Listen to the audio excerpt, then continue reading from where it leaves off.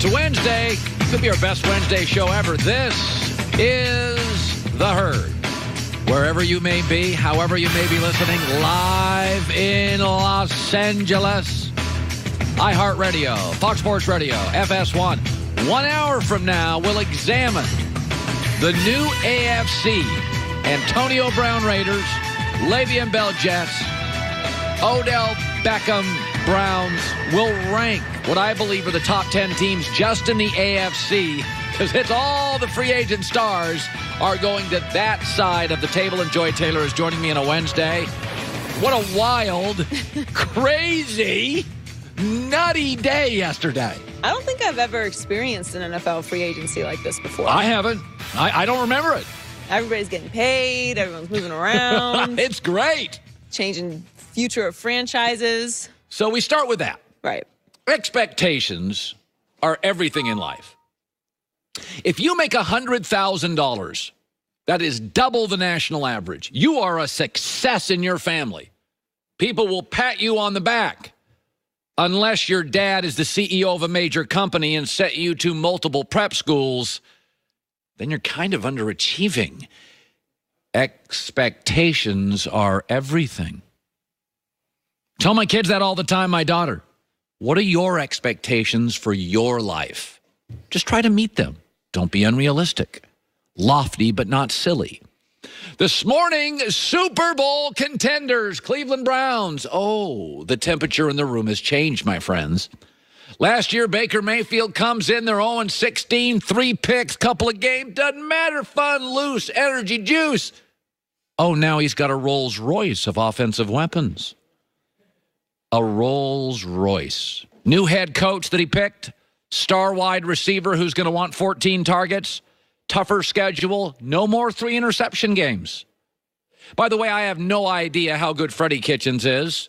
Nobody in the league would have considered him for a head coaching job. He's been a coordinator 1 year. Coaching sort of matters in the NFL. Think I'm wrong? Who were the last 4 coaches left in the playoffs last year? Belichick, Andy Reid, Sean McVay, and Sean Payton. Yeah, they're pretty good. Expectations change everything. The Eagles, before they won a Super Bowl, were fun and loose. And then after they won a Super Bowl, you heard all these comments in the locker room. We're too fun and loose. Baker came off an 0-16 year. 3 interception games, antics on the sideline. Man, he's energy. Oh, that's done. No more high-fiving each other because you finished 3rd in the AFC North. And also, the bar has been set by young quarterbacks. Jared Goff, year 2, playoffs. Mitch Trubisky, year 2, won his division. Patrick Mahomes, year 2, MVP. Andrew Luck, Deshaun Watson, year 2, playoffs. Russell Wilson, year 2, won a Super Bowl. Carson Wentz, year 2, leading MVP candidate. By year 2, no more rookie mistakes, no more nonsense, no more bad picks. And now Cleveland's being elevated to Super Bowl talk. The fun, loose, cocky kid isn't as funny and cute when he wrecks the Lamborghini. And this morning, I am reading that Baker Mayfield's odds to win the Super Bowl are greater than Carson Wentz, greater than Russell Wilson, greater than Big Ben, greater than Phillip Rivers, greater than Matt Ryan, greater than Cam Newton, greater than Andrew Luck. Oh, the temperature in the room, my friends, has changed. I mean, he has to win the division. Baltimore has lost 4 defensive starters. The Pittsburgh Steelers, they don't have a star running back or a star wide receiver. And Cincinnati's pathetic. Look at the primetime games they play next year. Rams and Seahawks do the Browns. At New England, at the Niners. Oh, this is going to be the most talked about, the most discussed. Baker Mayfield said, I'm dangerous. I feel dangerous. This team's got all sorts of dangerous with it. You got an ego with a GM who's controlling the coach. Odell Beckham reportedly is going to want a new deal to put him in the Antonio Brown stratosphere because AB got a new deal in Oakland. Baker Mayfield, expectations ramped up. Folks, expectations are what create anxiety. Again, you make $100,000, you are doubling the national average. But if your dad put you in prep schools for 6 years and he's a CEO of a major company, $100,000 just won't do. The owner in Cleveland, impatient. We've seen him bail on players. He's going to want wins. He's going to want them now. Odell Beckham's going to want targets, and he's going to want them now. I think Cleveland's all sorts of fun. And I think Cleveland is going to be offensively a blast to watch. I wish they were on Hard Knocks this year. But don't kid yourself. Expectations change everything. Cute and funny is not as cute and funny when you wreck the Lamborghini. It's all on Baker. Let me shift to this. I'm reading this morning that, the Steelers might as well be a lost cause. Antonio Brown dusted them off. Le'Veon Bell refused to play. This team's in big trouble. Pittsburgh is done. Let me ask you, what are the things I've been talking about at this network and the other network? What are the 4 things in football that matter? Owner, GM, coach, and quarterback. The Steelers have a better owner than Cleveland, a better quarterback than Cleveland, and a better coach than Cleveland. General manager, both competent. You go ahead and bury the Steelers, but I'm going to remind you of a few things. Number one is they've already got a number 1 receiver in place. And in my lifetime, no team in the NFL has drafted skill people better than Pittsburgh.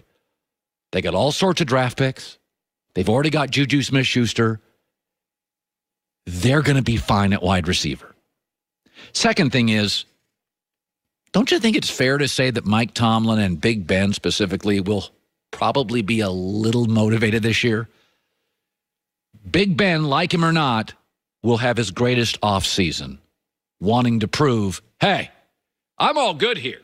It was those guys. Number 3 is the Steelers have the best offensive line in football, according to Pro Football Focus. I've been saying this for years. It's almost impossible not to make the playoffs with the best offensive line in football. Last year, great lines, Saints, Eagles, Rams, Colts, Cowboys. They still have the best offensive line in their division easily.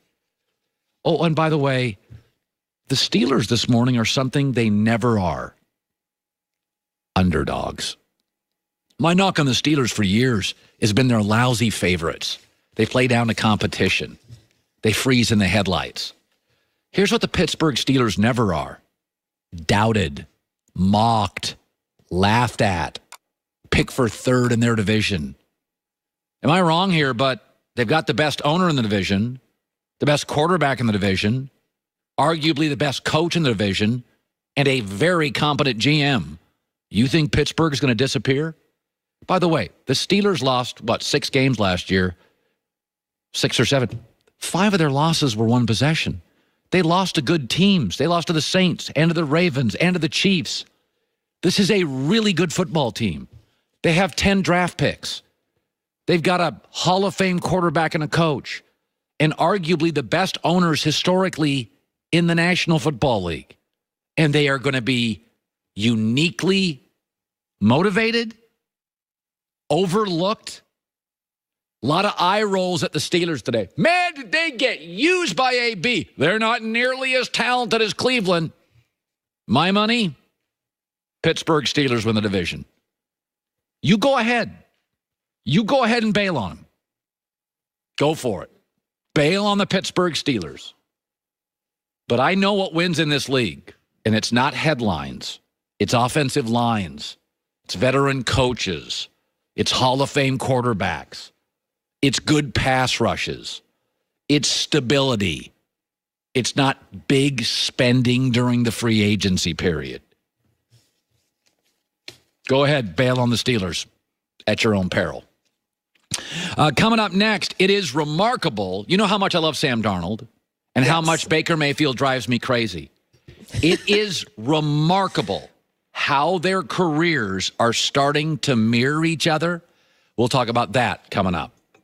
Here's some tips to reduce the risk of becoming a victim of tax scams. Don't log into bank accounts on unsecured Wi-Fi networks like an airport. I always wonder when I go to an airport and you look for the Wi-Fi and there's like 13 things pop up and I'm always like, I don't know if I trust that. Don't prepare and file your tax returns on public computers. That's obvious. Remember, IRS employees will not email you. So if somebody says they're from the IRS and they're emailing you, scammo. So many ways cyber criminals try to take what's yours. Good thing LifeLock Identity Theft Protection has the power of Norton Security. Protect against threats to your identity and devices that you can't fix on your own and, frankly, won't see coming. LifeLock with Norton Security will see the threats you don't. They're not going to say they can prevent all identity theft or spot every transaction at every business. But just go to LifeLock.com, code HERD, or call 1-800-LifeLock, code HERD, and get 10% off both. 1-800-LifeLock, 10% off, or LifeLock.com, code HERD.